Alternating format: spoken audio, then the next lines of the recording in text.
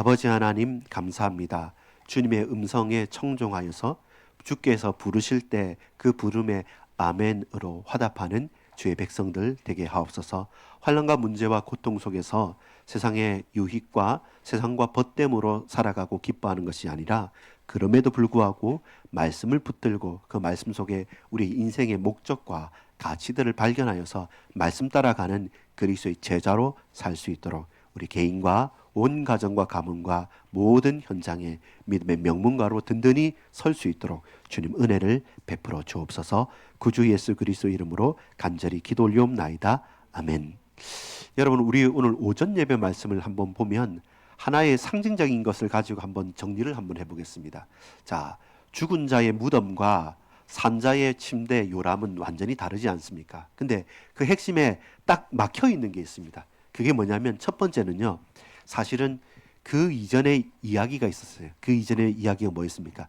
제자들이 나사로가 죽었다는 소식, 나사로가 아프다는 소식을 기별을 받고 가고자 하는 예수님을 막았었습니다. 왜 막았었냐면 거기에 올라가면 죽기 때문에 그래요. 왜 죽냐면 그때까지 유대인들이 돌을 들고 예수님을 치려고 모의하고 있었기 때문에 예수님께서 피해서 도망오신 것과 같았어요. 근데 사람들이 따라다녔을 뿐이고 사람들이 예수님을 주목했을 뿐이지 유대인들은 돌을 움켜잡고 있는 겁니다. 그래서 많은 사람들, 예수 믿지 않고 주님에 대해서 정확하게 알지 못하는 어설프게 아는 사람들은 누가 되냐면 대적자가 됩니다. 왜냐하면 그 유대인들 지도자들은 하나님의 이름을 팔아서, 성전의 이름을 팔아서 자기가 먹고 살아야 되기 때문에 진짜 메시아 그리스도 예수가 오시면 자기들이 할 일이 없어요. 그냥 주님 앞에 무릎 꿇어야 될 일입니다. 근데 아무리 그토록 메시아 그리스도를 외고 바라고 주님 이렇게 하고 있지만 정작 빛이 왔는데 그 빛을 미워하고 그들은 그 손에 짱돌을 붙잡고 있는 거죠. 그 돌로 사람을 치려고 하는 무기가 있는 겁니다. 그것이 유대인들이에요. 그래서 위협과 살기가 든든하다는 것은 사실입니다. 그래서 유대인이 붙잡고 있는 짱돌 같은 무기가 있고요. 근데 또 하나는 뭡니까? 우리는 믿는 우리고 예수님에 대해서 모르는 사람도 아닙니다. 사랑하는 자였고 누구보다 친한 마리아와 마르다도 정작 죽음과 같은 현장, 정작 냄새나는 시체 앞에서는 그 돌은 무슨 돌입니까? 막아놓은 무덤의 입구 무덤 돌인 겁니다. 근데 예수님은 그 돌이 무기도 아니고 무덤 막는 돌도 아니고 막아놓고 들어가지 못하게 하는 장애물이 아니라 예수님은 그 돌을 뭐라고 했습니까? 옮겨 놓을 돌이에요. 그걸 옮겨 놓으면 뭐가 됩니까? 그걸 열면 들어갈 수 있고 그걸 옮겨 놓으면 거기에 우리가 발받침해서 위에 걸 꺼낼 수 있는 디딤돌이 되는 거죠. 그래서 예수님의 돌은 움직이는 돌입니다. 죽은 자의 돌은 움직이는 돌이 아니죠. 산자의 돌은 움직이지도 않고 그 가만히 있는데 뭡니까? 사람을 치고 던지는 돌이죠. 그래서 우리는 던지는 돌도 아니고 막아놓은 돌도 아니고 움직이는 돌이에요. 그래서 예수님을 산돌이라고 그래요. 예수님을 산돌이라고 합니다. 그리스도 예수 이름 붙잡고 그 이름으로 말미암아 그 돌은 옮겨지는 거예요. 막혀 있었고 다른 사람의 무기의 손에 잡혀 있는 그 돌 전부 다 또 기억납니까? 돌멩이 또 기억나죠? 그 가늠한 여인이 왔을 때 전부 다 노인에서부터 이제 돌로 치려 모세 율법에 돌로 치려는 거잖아요. 근데 예수님께서 땅에 글을 적으시다가 너희 중 죄 없는 자 먼저 치라 할 때 감동되는 순서 나이 많은 노인에서부터 그 돌을 놓고 가는 거죠. 그래서 예수님은 무기가 되는 돌을 놓게 만들고 옮겨 놓게 만들고 사망의 고통 속에서 다 망했다고 하고 막혀진 죽음의 돌, 죽음의 무덤에서 그걸 옮겨 놓는 분, 산돌이 누구냐? 예수이신 겁니다. 그래서 우리는 제자로서 우리도 돌을 옮기는 사람이 되어야 됩니다. 항상 걸림돌처럼 어디에 돌을 갱여놓고 돌을 막아가지고 사람들을 힘들게 하거나 그 돌 가지고 사람들을 치료하는 사람이 아니라 산돌 대신 예수 이름 붙잡고 그 말씀대로 우리는 항상 그 무덤 돌을 치우고요. 사람들에게 무기에 잡혀있는 그 손에 돌을 놔라 하고 옮겨 놓는 사람. 그래서 저와 여러분은 제자인 것이죠. 그래서 오늘 서론적인 부분에 제자 그리고 제자도 제자화라는 게 뭐냐면 제자는 간단한 겁니다. 스승을 쫓아가는 자예요. 스승이 없는데 제자가 어디 있겠습니까? 그래서 우리는 예수 그리스도의 제자입니다. 따라합시다. 예수 그리스도의 제자입니다. 사람들이 막 기분 좋은 말로 저는 목사님의 제자입니다. 저는 누구 사역자의 제자입니다. 근데 그거 사실 헛된 말이고요. 언제나 사람은 바뀌어요. 내가 하고 싶어도 바뀔 수밖에 없습니다. 그 인정해야 됩니다. 왜 나를 배신했냐 할 필요 없는 것은 사람은 그래요. 그래서 우리는 배신할 수도 없고 배신당할 수도 없는 예수 그리스도의 제자입니다. 우리의 유일하고도 영원한 스승은 예수님이십니다. 그래서 말씀을 우리는 붙잡고 사는 사람들이고, 그 제자도라는 것은 뭐냐면 제자의 길이란 겁니다. 제 이름 박경도 할 때 도자가 길도자입니다. 제자도라는 말은 뭐냐면 제자가 가는 길이잖아요. 그럼 제자가 어디로 가야 됩니까? 마음대로 가는 게 아닙니다. 제자는 스승 따라 가는 거죠. 스승의 말씀을 들었고, 그러면 좀 제자도는 쉽지 않은 길입니다. 예, 고난이 있을 수 있습니다. 왜냐하면 십자가의 길이니까요. 그리고 사람들이 기뻐하는 길보다는 좀 험난한 길일 수도 있습니다. 근데 왜 가능합니까? 가능한 이유는 뭐냐면 예수님이 가셨기 때문에. 예수님이 가다가 못하신 게 아니라 예수님은 끝까지 그 말씀에 순종하셔서 십자가 지시고 피 흘리시기까지 다 하셨습니다. 그리고 그 무덤에까지 들어가셨습니다. 그리고 사흘 만에 그 시간을 다 온전히 채우시고 부활하셨습니다. 그래서 예수님의 길은 서론만 시작하다가 중간만 가다가 끝나는 길이 아니라 끝까지 그 길을 우리의 스승 되신 예수님이 가셨기 때문에 우리 또한 예수님의 이름 붙잡고 제자도 그 길을 가는 겁니다. 그래서 결국 우리가 제자도로서 제자의 길을 가기 위해 필요한 분도, 유일무이하게 반드시 필요한 분도 주님밖에 없는 것이죠. 주의 음성을 듣고 주님을 따라가는 것. 우리가 안 봤지만 요한복음 10장에 이렇게 지나가면서 이 제자도에 대해서 양과 목자에 대해서 말씀하십니다. 그래서 우리는 선한 목자가 되신 예수님의 음성을 듣고, 결국 여러분 사람이요 아무리 막 이렇게 목회를 하고 목양을 한다 할지라도 쉽지 않습니다. 그게 어렵습니다. 결국은 뭐냐면 잘하나 못하느냐, 그 목양과 그 신분과 그 관계가 되는 사람은 끝까지 가는 거고, 그 아닌 것은 나쁜 게 아닙니다. 그때 필요할 때마다, 그때 우리가 할 수 있을 때마다 내가 헌신도 한 거고 그가 역할을 해준 것이고, 그렇기 때문에 미워할 필요도 없고 슬퍼할 필요도 없고 하나님의 음성 쫓아서 우리는 각자의 제자도 그리스도를 쫓아서 가는 겁니다. 그래서 똑같냐면 똑같지 않아요. 주 예수 그리스도께서 우리에게 나타나시고 우리에게 주신 은혜가 따로 있어요. 그러면 그 은혜를 충분히 받아서 그 길로 가면 돼요. 내게 주어진 그 길로. 그래서 놀랍게도 신기하게도 주님 우리 각자를 부르십니다. 각자를 부르셔서 우리에게 당신의 길을 보이시고, 그리고 그 길로 가는 것이 누구하고도 비교될 필요도 없고요, 누구 부러워할 필요도 없는 게, 우린 제자의 길을 가는 겁니다. 스승이 가신 그 길을 우리는 따라가는 겁니다. 근데 제자화라는 건 뭘까요? 제자로 사는 거죠. 오늘 우리에게 필요한 것은 뭐냐면 저거예요.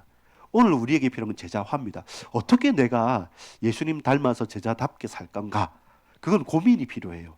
이것 또한 누가 대신 살아줄 수 있는 게 아닙니다. 부모가 자녀 대신 살아줄 수 있는 것도 아니고 각자의 가정들이 다르기 때문에 우리 집은 이렇다 해서 다른 집을 부러워할 필요는 없어요. 그래서 제자화는 오늘 저와 여러분이 사는 나의 삶. 그래서 저는 제자답게 살겠습니다. 우리는 제자답게 살겠습니다. 어저께까지 좀 미약해서도 오늘부터 그 믿음을 가지고 가겠습니다. 라는 것 가운데 누가요? 주님이 부르신 거죠. 베드로도 불렀고 바울도 불렀고, 그 부름에 대한 환경도 조건도 다 다르지 않습니까?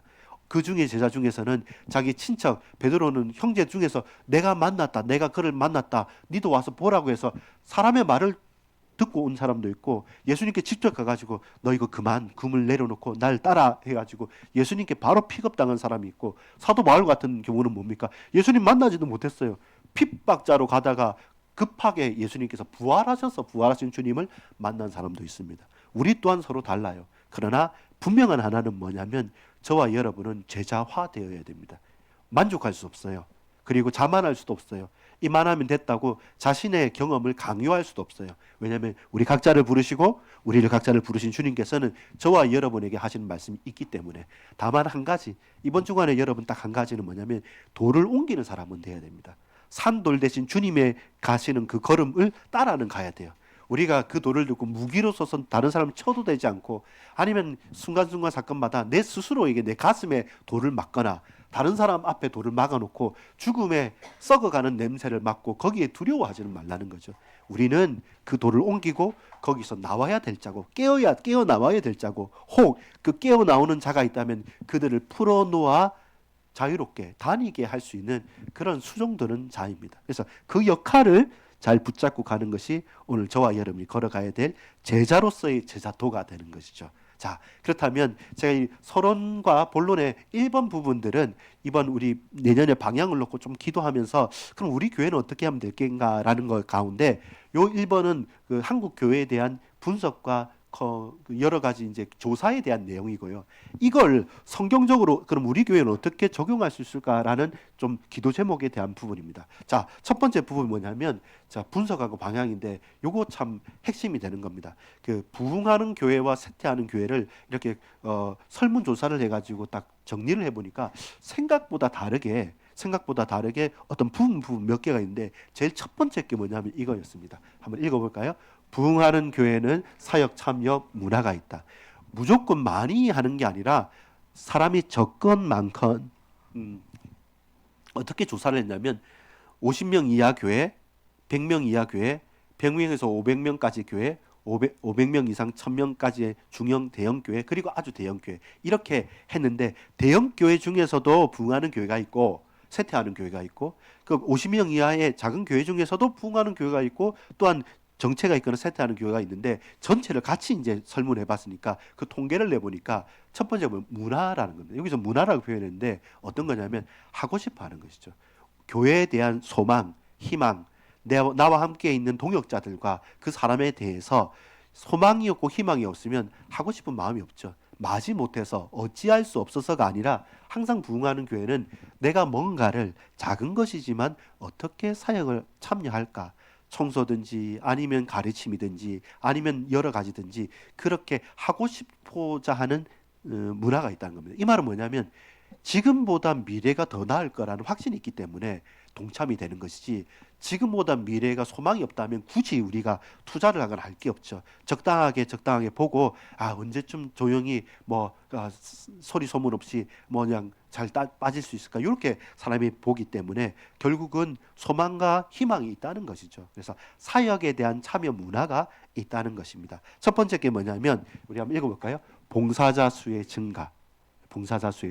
성도가 사람이 많아지는 게 아니라 사람이 많아져도 굳이 내가 사역 안 하고 그냥 적당하게 앉았다가 마치 영화 극장에서 한 편 보고 조용히 사라지는 것 그게 아니라 사람은 적더라도 똑같은 10명, 20명 있더라도 작년에는 봉사하고 내가 헌신 한번 해볼까라는 게 한두 명이었는데 올해는 또 다음에는 보니까 서너 명, 네다섯 명 전적으로 뭔가 좀 해보고 싶다. 사람은 없어도 내가 작은 것이지만 밥 하나 하고 반찬 하나 나누고 뭔가 하나도 있어서 나누고 싶은 마음이죠. 그 김상곤 성도님 보면 그 권사님 보시면 알죠. 뭐라도 까베기라도 하나 이렇게 사오고 그 어디 가실 때도 뭐 결혼식하고 가실 때도 10시에 와서 한번 도장을 찍고 가세요. 그 허리 이렇게 해가지고 오셔가지고 그 말은 뭐냐면 마음에 있는 거죠. 그러니까 참여자 봉사자 수라는 것은 자원하는 마음의 사람이 늘어날수록 결국 그 현장은 살아난다는 것이죠. 그래서 많은 경우에 우리가 놓쳐버린 게 뭐냐면 헌신 많이 하는 사람도 대형 교회 큰 교회가 많겠다라고 하지만 그 비율이 그래요. 왜냐하면 100명이 하나가 아니라 몇천 명이 되니까 많이 보이는 거지 실제로 통계를 내보면 그 비율은 현저히 적을 수 있어요. 그러면 시간이 지날수록 그것은 쇠퇴하게 되는 거고 반대로 몇 명 아니더라도 그 전체가 내가 헌신하겠다라는 마음의 숫자가 늘어나는 것은 힘을 얻고 살아나게 된다는 것입니다. 그것을 저와 여러분이 잘 좀 볼 필요가 있습니다. 봉사자 수의 증가. 그 다음에 두 번째는 사역 프로그램의 확대. 이 말은 뭐냐면 보인다는 거예요. 뭐가 보이냐면 이 사람한테 필요한 게 뭐고 저 사람한테 필요한 게 뭐고 우리 아이들한테 필요한 게 뭔가. 그래서 전사님이 오늘 우리 주일학교 몇 명 안 되지만 그 11월 11일 저 까먹고 있었는데 빼빼로데이라고 또 포장을 하셨더라고요. 그게 뭐냐면 내가 이 영혼을 놓고 이 사람들을 생각할 때 이번 주에 뭐가 있다 이벤트가 있다 뭔가 더 그 사람이 봉사자 숫자로 하고 싶은 것과 그리고 그 사람과 그 영혼과 그 환경들을 볼 때 지금이 어느 때이고 지금 필요한 게 뭐고 또 뭐가 더 그 사람들한테 감동이 될까를 생각하면 거기에 대해서 사역이 늘어나는 것이죠. 그래서 특별한 어떤 대단한 안 하다가 찬양 집회를 하거나 안 하다가 봉사를 하거나 이런 게 아니라 할 수 있는 것 가운데 하나 두 개 더, 서너 개 더 이렇게 하면서 사역의 프로그램을 확대하는 거죠. 조금 더 말씀 묵상하다가 그러면 우리 한번 기도 수첩 옛날에 했던 것처럼 지금 매일 성경 하는 것처럼 혹은 그러다가 제가 요 책 장로님한테 선물 드렸거든요. 전사님 통해서 장로님 좀 보시고 우리 다음 해서 두 권을 주니까 숙제 많이 내주네 이렇게 했는데 맞습니다. 이게 필요한 숙제를 가지고 그걸 가지고 연구도 하고 생각도 하고 하면서 계속해 나가는 것. 사람도 하고 싶어야 되고 그 각자의 우리의 사역도 조금씩 넓혀 갈 수 있는 거죠.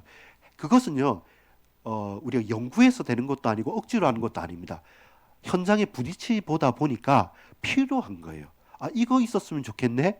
이거 누가 좀 해주면 참 좋겠네. 라는 게 우리가 다 터져 놓는 거예요. 근데 나 혼자만 필요성을 느낀 게 아니라 다른 사람도 같이 있다 보니까 같이 필요를 느껴요. 그럼 뭐 하게 되냐면 기도하게 돼요. 그렇게 마음을 합쳐서 기도하게 되면 그냥 그전에는요, 생각 없을 때는 옆에서 그 달란트를 가진 사람이 지나칠 수 있어요. 지나갈 수 있어요. 아무 관심 없이 그냥 가는데 그걸 계속 마음에 담고 기도하고 또 동역자하고 같이 나누다 보면 스쳐 지나가는 그 사람의 그 지나가는 하나의 옷고름 그리고 그림자를 봐도 이 사람이 하겠냐고 이게 연결이 되는 거죠. 이것처럼 봉사자와 사역 프로그램의 확대라는 것은 주도적으로 교회에서나 목회자가 억지로 이거 하면 성도들이 좋아하겠네 이게 아니라 저와 여러분에게 이것은 꼭 필요한 것이고 이 부분이 너무 중요하기 때문에 누가 말하지 않아도 내가 이것만큼은 헌신해야지. 저거 중요한데 라는 그 자원하는 심령. 그래서 제자와로서 자원하는 그리스도의 제자들로 저와 여러분이 살아갈 수 있는 게 필요합니다. 그래서 많은 교회가 그래요. 사람 숫자를 넘어서서 이런 분위기가 바뀌어졌을 때 그 교회는 지금보다 앞으로 미래가 있고 더욱더 성장하고 부흥해 갔다는 것이 통계적인 부분으로 드러나게 되는 것입니다. 그리고 세 번째는 보면 높은 사역의 참여도. 그래서 뒤로 빼지 않는 거죠. 항상 언제 우리가 주로 뒤로 뺍니까? 다른 사람과 비교될 때. 그렇잖아요. 내가 다른 사람과 비교될 때 어떤 사람 잘한 것 같은데 못하는 것 같은 이 비교될 때. 또 하나는 뭐냐면 거기에 대해서 확신이 없을 때. 비교되고 확신 없으면 당연히 움츠러들겠잖아요. 그리고 그게 굳이 내한테 유익이 되지 않을 때. 반대로 생각해 보면 이게 내가 좀 못하지만 너무 중요하다면 그럼에도 불구하고 하겠죠. 내게 유익이 되지 않더라도 이것은 하나님의 일이다 생각한다면 손해보고서도 하겠죠. 그렇게 저와 여러분이 높은 사역의 참여도를 얻으려 하냐면 이건 전염되는 겁니다. 결국 빼는 사람이 있으면 같이 다 빼요. 근데 내가 처음 나를 전도한 사람이나 나를 이끈 사람이 그 사람 처음부터 교회 열심히 하고 헌신하고 당연히 예배하고 당연히 새벽 기도하는 것처럼 아는 사람은 그럼 그 사람은 똑같아요. 원래 그런가 보다 하고 그렇게 쑥 가는 것처럼 이 부분은 저와 여러분이 내가 솔선수범할 수밖에 없는 것은 영적으로 전달되는 거고 결국 모범을 따라가는 거고 보는 만큼 보게 되고 알고 하는 만큼 접하면서 가는 거예요. 그래서 참 놀랍게도 어떤 거냐면 막 사람이 여러분 직장이나 어떤 지역이나 이렇게 보면 끼리끼리 모인다고 그 분위기를 한번 바꾸는 건 정말 쉽지 않습니다. 정말 쉽지 않죠. 근데 차라리 아예 그게 싹 없는 백지 상태에서 처음 마음 맞는 한두 사람부터 하게 된다면 나중엔 너무 쉬운 거예요. 비교 딱 해놓으면 이 일은 우리 3명 하기 위해서 4명 하기 위해서 어렵습니다라고 하는데 그냥 처음부터 한두 사람이 계속했던 조직에는 당연히 그 정도 하는 것처럼 하기 때문에 객관적인 건 사실 없어요.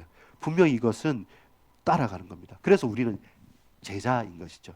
결국 저와 여러분이 높은 사역에 참여도라는 것은 특별한 어떤 대단한 사람 한두 사람이 아니라 저와 여러분이 마음 먹고 우리가 함께 동역하는 만큼 나눌 수 있는 만큼 나를 따라가고 나도 따라가는 부분입니다.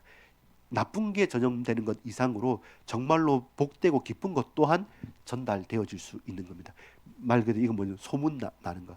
그 맨투맨으로 입과 입으로 마우스 투 마우스로 이게 입소문 나는 거 이거 무시 못합니다. 이 동네 맛집 정말로 내가 직접 맛보고 내가 아는 것 말하는 거 이거 무시할 수 없는 겁니다. 이것처럼 높은 사역의 참여도 그리고 결국에는 핵심 키는 어디 있냐면 이 평신도 사역의 활성화입니다. 결국은 뭐 대단한 역할을 맡은 사람은 그 대단한 역할을 맡았으니까 하지 말라고 해도 내 업이 달려있고 내 생계가 달려있으면 하겠죠. 근데 일이 되는 것은 뭐냐면 그러면 모든 사람들한테 사례를 다 주고 모든 사람들한테 직분을 다 줘야 되냐면 그러면 이거 한도 끝도 없습니다. 결국 끝까지 계속할 수 있는 것은 평신도들이 활성화되는 겁니다. 우리 자녀들이 저와 여러분 개인이 또 힘없어 보이고 연약해 보여도 각자의 역할을 감당할 수 있는 분들이 결국 해 나가야 져야 되는 거죠. 그래서 피라미드처럼 이 역피라미드가 되면 안 되고 밑에서 바탕이 잘 돼 있어야지만 이 장로님들이나 직분자들도 힘을 얻는 게 뭐냐면 전부 다 뭐 별 것 없고 이러면 안 되고 나보다 후배들이 나를 바라보고 오는 사람들이 더 많이 기도하고 더 많이 준비하고 더 많이 헌신하면 나도 자연적으로 그냥 있을 수가 없는 거예요. 그래서 결국은 선순환을 만드는 것은 아무리 목구멍까지 차오더라도 위에서 탑다운 방식으로 하면 그 한계가 있어요. 한 번, 두 번을 할 수 있어요. 근데 가장 중요할 때 한 번, 두 번을 하기 위해서 아껴둬야 되는 거지 항상 말한다고 해서 저도 그래 잔소리 한다고 해서 되는 건 아니더라고요. 결국에는 그 한 번, 두 번 결정적인 순간을 위해서 분위기가 바탕에서부터 계속 이렇게 할 수 있는 쪽으로 가는 것.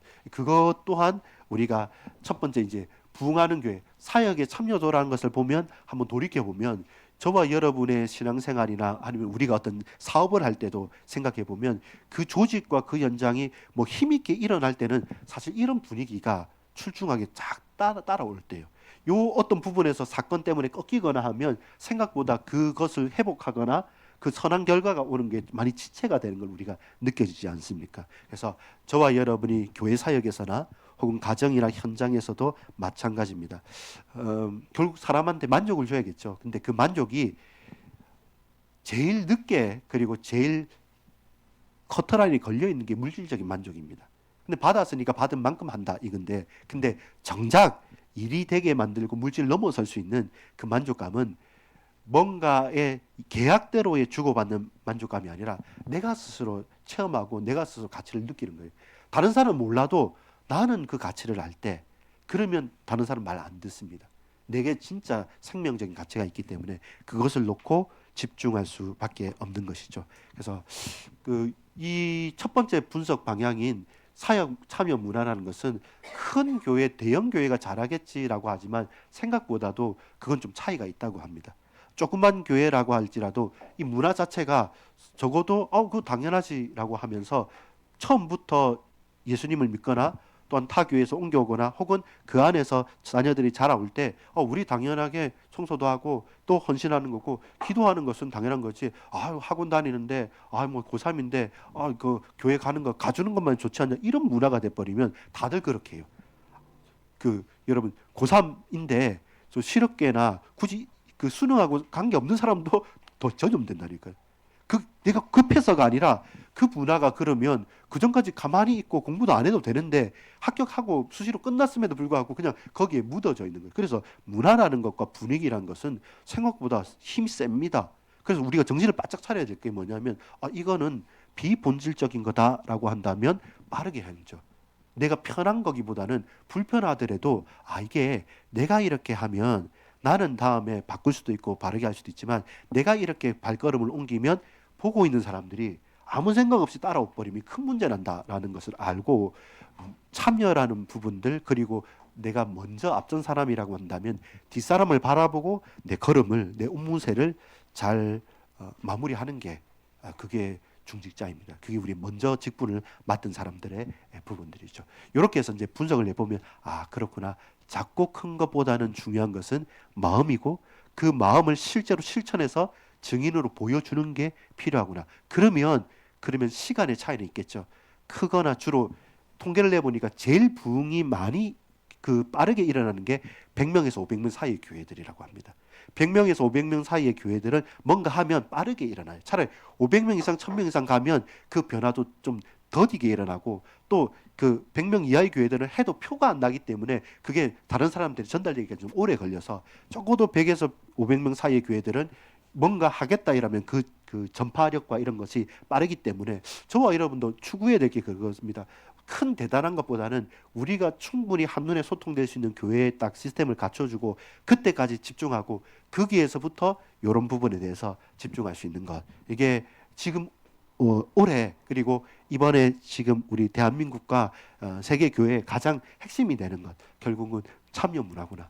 마음과 생각을 가치를 두고 뒷사람을 보면서 우리가 먼저 내 발걸음을 귀하게 내뎌야 된다. 이런 것이죠. 그럼 이것을 이런 방향을 붙잡았다면 저와 여러분이 성경적인 부분에 우리가 어떻게 갈 수 있느냐라고 할 때 오늘 제가 붙잡은 게 마태복음 4장 19절입니다. 주님께서 먼저 부르신 거예요. 부르지 않았는데 내가 제자입니다 하고 달려가면 그것은 뭡니까? 사꾼인 것이죠. 근데 부르신 자가 그 부름에 화답하지 않고 뻗대거나 돌이키면 뭡니까? 그건 진짜 탕자죠. 아버지 떠난 탕자처럼 내가 내 마음대로 살겠다는 것이죠. 저기 요나처럼 니느웨 다시스로 그 가는 가운데서 하나님 부르심을 놓쳐서 결국 물고기 뱃속에 들어가서 토해내짐으로 어차피 가야 될 곳을 어렵게 가게 되는 거죠. 그래서 부르심에 대한 화답과 응답이 어떻게? 자발적으로 자원하여서 제자 도를 걸어가고 제자화 되어질 수 있도록 매일 자기 자신을 훈련하고 그 말씀 속에서 깎여가는 것, 경건하게 믿음을 고백을 하는 것, 그것이 여러분 사도 바울과 12사도가 그랬습니다. 자, 이것도 참 중요한 건데요. 오늘 본문에 요한복음 9장에 모든 초대교회와 모든 제자들에게 가장 최고의 충격은 뭐냐면 부활이었습니다. 여러분 야고보서에 있는 야고보는 예수님의 동생 야고보였거든요. 근데 가까이 있으니까 더 안 믿어져요. 그리고 장남이었잖아요. 그러니까 어머니나 아버지 책임지지 않고 바깥에서 막 말씀하라고 하니까 동생들 입장에서는 그렇게 탐탁지 않았습니다. 근데 부활을 체험하고 난 다음에서는 완전히 바뀝니다. 저와 여러분의 인생에 있어 그 먹는 문제, 아픈 문제, 또 인간관계의 문제, 이런 문제도 주님 앞에 내어놓고 예수님께서 하신 사역이 가르치는 사역, 치유하는 사역, 귀신을 쫓아내는 사역, 모든 것을 이렇게 통치하시는 사역 가운데 결국 최고로 보여주신 건 뭐냐면 부활입니다. 나사로를 다시 살리시고 나중에는 본인 당신께서 부활하심으로 말미암아 우리 인생이 달라지는 거죠. 결국 12사도가 베드로를 포함해서 다 도망갔잖아요. 십자가에 달릴 때. 그 전에 나사로가 부활하는 것을 봤지만 예수님 부활시키신 그 주님이 죽었으니까 끝났다고 생각했는데 그 주님이 안식 후 첫날에 부활하심으로 말미암아 그 소식이 들리는 거예요. 그러니까 아차 하는 거예요. 누구보다 먼저 베드로는 달려가는 거죠. 요한하고 달려가면서 설마 하는데, 왜냐하면 자기들은 봤잖아요. 나사로 살아난 것. 그래서 예수님이 죽으시면 끝난 줄 알았는데 그 도망갔던 사도들도 부활의 주님을 만나고 나서는 바뀌는 거예요. 핍박했던 사울인 바울, 이도 어떻습니까? 모든 조소의 의인을 다 가지고 죽이려고 했는데 그 다메섹 도상에서 네가 나를 왜 핍박하느냐. 근데 그 핍박은 예수님 핍박한 거 아니었거든요. 누굴 핍박합니까? 그리스도의 몸 된 교회를 핍박했을 때 예수라는 이름 말하는 사람 남녀노소를 물어나고 맨날 잡아 죽이려고 가던 그 사울 청년이, 열혈 청년이 부활의 주님을 만나고 나서는 눈도 멀고 다 멀었지만 그 음성을 듣고 그 인생이 새롭게 바뀌어지게 되는 거죠. 결국 저와 여러분, 누가 제자입니까? 나는 제자입니까? 라는 질문에 부활의 주님에 대한 소망이 있고 부활의 주님을 만났느냐는 겁니다. 그게 아니면 내가 감당할 수 있는, 내가 믿는다고 표현하는 그 수준까지는 믿는데요. 그걸 넘어섰을 때 우리는 항상 불신앙하고 넘어집니다. 그 수준이 있는 거예요. 근데 부활이라는 건 내가 죽어도 좋다라는 사람 누가 막을 수 있겠습니까? 내가 죽어도 좋다라고 순교를 각오하는 사람 막을 길이 없거든요. 그래서 그 수준에 내가 죽어도 주님 나를 붙드실 것이고 내 후대들까지도 책임지실 것이니까 내 한 몸 바친다. 내 어떤 수모를 듣더라도 그러나 주님 걸어가신 십자가 붙잡고 간다라는 사람을 막을 사람은 없어요. 그래서 그 수준으로까지 우리는 제자도가 적당한, 세상보다 좀 나은, 적어도 주일 출석 한 번, 두 번 성금하는 정도로서의 우리 커트라인으로 삼으면 그건 진짜 제자는 아니죠. 아직 요원한 겁니다. 아직 많이 남은 것입니다. 그래서 이렇게 제자, 부활의 주님을 체험한 사람은 참여 안 할 수 없죠. 보이는데. 나도 저렇게 몰랐는데 저때 저 사람 조금만 도와주면 이 사람 살아나겠고 저 가정 힘 얻을 거고 우리 교회 이 연약한 부분들 이것저것 다 힘들고 어렵고 시간 걸리는 거 나라도 온몸으로 해야지라는 게 가능한 건 뭐냐면 부활의 주님을 체험한 사람이기 때문에 그래요. 두 번째는 뭐냐면 70인과 120문도는 중직자들은 뭐였냐면 교회의 힘을 아는 사람들입니다. 함께 모여서 기도하고 70인들은 두 명씩 짝을 지어서 각각 지어고 갔거든요. 근데 그게 힘겨운 곳이었습니다. 왜냐하면 예수님께서 보내실 때도 내가 양을 이리 가운데 보낸 것 같다라고 하면서 이 70인들을 흩어보냈거든요. 그래서 뭐라고 하십니까?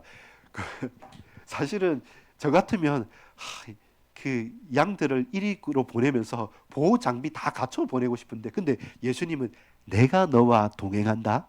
내가 너희와 동행하기 때문에 야, 그 주머니 가지고 가지 말고 옷도 두 벌 하지 말고 그 뭐 보침도 내려놓고 신발도 두 켤레 필요 없다. 그냥 가라. 내가 너희와 함께 있을 것이고 네가 가는 동네마다 가서 평안을 빌어라. 근데 그 평안이 다시 너희한테 돌아오면 그 신발 먼지 털어버리고 가도 된다. 그래서 거리낌 없이 너희가 믿음 가지고 가라. 이렇게 그 현장으로 보내신 분이고 120분들은 이제 흩어졌다가 모인 사람들이에요. 이 마가요한의 다락방에서 모여서 주의 성령을 바라면서 계속 기도했던 사람들입니다. 집중해서 금식하면서 기도할 때 하늘의 하나님께서 이 땅에 역사하신다는 교회를 세우기 위해서 성령이 각자에게 불같은 바람 같은 성령이 그들에게 임하는 체험을 한 자입니다. 우리가 성령의 역사하심을 맛보아 알고 기도했는데 그 기도 가운데 하나님이 실제로 역사하시고 응답하신다는 그 체험이 있고 뜨거움이 있고 그리고 내 삶을 온전히 맡겨본 경험이 있고 이제는 70인들이 가보니까 그 돌아오면서 그 감격을 간증합니다. 주님 우리가 예수님 이름으로 말하니까 귀신이 떠나가고 저렇게 역사가 일어나고 와 놀랐습니다 할 때 그것 때문에 기뻐하지 말고 나도 봤다. 하늘에서 별들이 귀신들이 떨어지는 것을 나도 봤다. 근데 그것 때문에 기뻐하지 말고 그것 뭐라고 합니까? 내가 너와 함께 있지 않냐. 너희 이름이 생명책에 기록된 것으로 기뻐하라. 그것이 우리의 기쁨인 것이죠. 우리의 이름이 뭐 합격자 이름에 들어가면 좋겠죠. 우리 로또에 당첨돼서 1등하면 좋겠고 뭐 요새 뭡니까 뭐 분양권이 당첨되는 적어도 내 이름이 그 신문에 부고람 이 아니라 사망자 명단이 아니라 뭔가 잘됐다는 명단이 오는 건 다 기뻐하겠죠. 근데 그게 아니라 생명책이 기록된 것으로 기뻐하랬죠. 결국 뭐가 있습니까? 체험이 있는 거예요. 아, 하나님 살아계시다. 그리고 이 땅이 다가 아니다. 그리고 하나님께서 역사하시면 사람이 도와주고 역사하는 것보다 더 세다. 이게 공동체, 교회의 힘을 아는 겁니다. 교회에서 모여서 기도할 때 힘이 있고 교회에서 같이 부족해 보인 사람도 손잡고 나갔을 때 주님 우리와 동행하네라는 것을 맛보았던 사람들. 이들은 하지 말라고 하겠죠. 내가 해야 될 역할을 맡고 또 부족한 사람들을 도울 수 있게 되는 거죠. 그리고 이게 답이 됩니다. 로마 제국과 그리스도인 이 말은 뭐냐면 로마는 철저하게 핍박했던 나라입니다. 그러니까 그 교회의 역사를 보면 가장 핍박이 많이 됐던 때가 언제냐면 공산주의 그때 하고요. 그 다음에 그 유대인들 나치 독일에서 유대인들 핍박했던 때하고 그리고 제일 최고의 핍박은 뭐냐면 초대교회 당시였어요. 그때는 다 죽였으니까 사자바보 만들었으니까.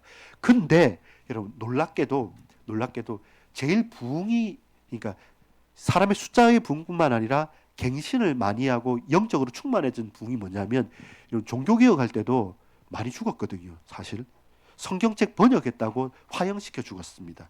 그리고 여러분 알다시피 우리나라도 처음에 복음 들어올 때는 핍박 엄청 많이 받았습니다. 최고의 핍박은 언제냐면 초대교회였거든요. 보세요. 하나님께서 가장 역사 많이 하실 때도 초대교회와 종교개혁과 그때였던 거고 그리고 그때도 제일 큰 핍박이 일어났던 때였어요. 그랬을 때 뭐라고 말하냐면 하도 예수 이름 말하지 말라 이러는데 안디옥 교회에 이르러서 뭐라고 말합니까? 그리스도인이나 칭함을 받으리라. 이 말은 뭡니까? 예수의 옛자 말하고 그리스도의 그자 말하면 죽이겠다고 그 바리새인들하고 유대인들이 핍박했는데 하도 이 사람들이 가서 그리스도 많이 말을 하니까 그 이방 사람들이 볼 때는 저 사람들은 그리스도인이다라고 말한 거죠. 그것처럼 최고의 핍박의 때에 제일 큰 부흥의 역사가 일어난 겁니다. 지난주에 우리 말씀 나눴던 것처럼 솔로몬의 행각에 모이는 것처럼 초대교회 약 15년 동안에 뭐 하루에도 3,000명, 5,000명이 돌아오니까 3,000명, 5,000명 지금도 많다 하지만 그 당시 그 도시나 시에서 3,000명, 5,000명 수용할 수 있는 게 아닙니다. 지금으로 따지면 30만 명, 40만 명, 50만 명, 100만 명 옛날에 익스플로어 뭐 실사하는 그 정도로 여의도에 다 모이는 것처럼 그렇게 돌아오는 그 날들이 매일마다 계속 되어진다 생각해 보십시오. 이 뭐 다른 게 감당이 안 될 정도가 되는 거죠. 그게 언제였냐면 로마 제국이었답니다. 근데 그때 핵심은 대단한 사람들이 아니었습니다. 유모, 노예, 여자들. 근데 전 로마 제국의 유모들이 다 예수 믿었고 그 여자들 알아주지 않는 이름 없는 그 사람들한테 제일 위로가 돼서 그들이 다 그리스도인 되면 결국 애는 누가 낳습니까? 누가 봅니까? 결국 시간이 가면 바뀌는 거죠. 가장 큰 핍박이 계속되어졌지만 그래서 흩어져서 그들은 그리스도인이라는 이름을 붙잡게 됩니다.